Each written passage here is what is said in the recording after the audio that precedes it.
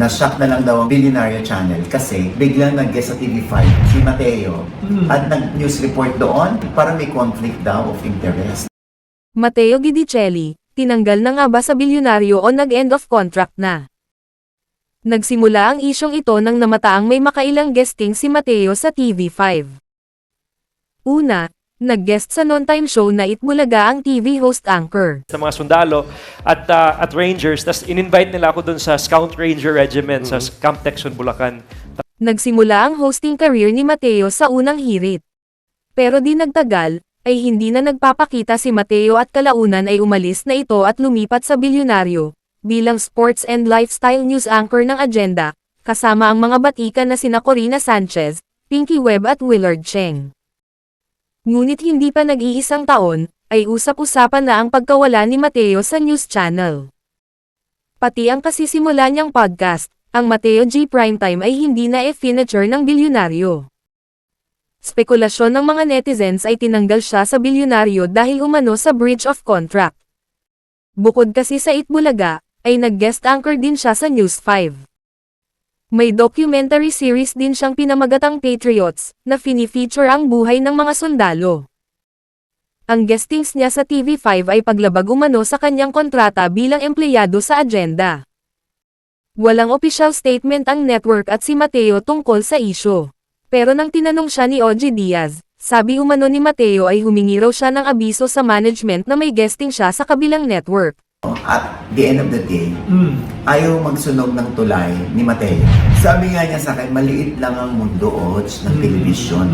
Maliit lang ang mundo natin, mga away pa ba tayo? Kahit alam naman daw ng mga tao dun sa bilyonaryo, na siya'y nagpaalam. Nagpaalam siya. Usap-usapan din kung hiwalay na ba sila ng popstar royalty na si Sarah G. Hindi na raw gaanong nagpo-post si Sarah ng mga pictures nila ni Mateo. Pero pinabulaanan din ito ng TV host actor, na busy lang umano si Sarah sa kanyang studio. Naghahanda ito sa paglabas ng bago niyang album. Naiintriga lalo si Mateo dahil kumakalat ngayon sa Reddit na pinakikialaman niya ang trabaho ni Sarah. Dapat ay kasali siya sa mga projects at endorsements na inaalok sa popstar royalty. Natatakot umano si Mateo na ma-overpower ng kanyang asawa.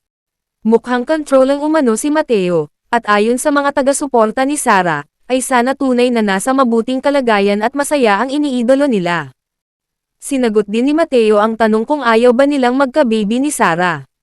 Aniya, hindi raw sila nagpipigil, sadyang hindi pa sila nabibiyayaan. Hindi rin nagustuhan ng ilang netizens, na tila walang loyalty si Mateo sa trabaho. Komento pa ng ilang netizens ay kaya nawala si Mateo sa unang hirit dahil sakit ito sa ulo. Na siya namang pinabulaanan ng kanyang dating co-host na si Susan Enriquez, na hindi totoo na sakit sa ulo si Mateo. Mas lalong tinitira at iniintriga si Mateo, dahil bigla na lang raw nawala si Sarah sa limelight. Usap-usapan ay hindi kasi raw niya pinayagan si Sarah na mag-comeback movie, dahil ayaw niya raw na may leading man ang misis. Mataas umano ang ego ni Mateo at may pagka-narcissist raw ang TV host actor. Okay lang raw sana kung sabay sila ni Sarah busy sa kanya-kanyang projects. Pero ang nangyayari raw ay habang umaarangkada ang karera niya mag-isa, ay siya namang paghina sa career ni Sarah. At kapag may inaalok sa singer-actress, ay dapat kasali din siya. Tingin ng ilan ay baka nga raw tama ang ina ni Sarah na si Mommy Divine sa pag-ayaw niya kay Mateo. Ano sa tingin ninyo? Huwag kalimutang magkomento.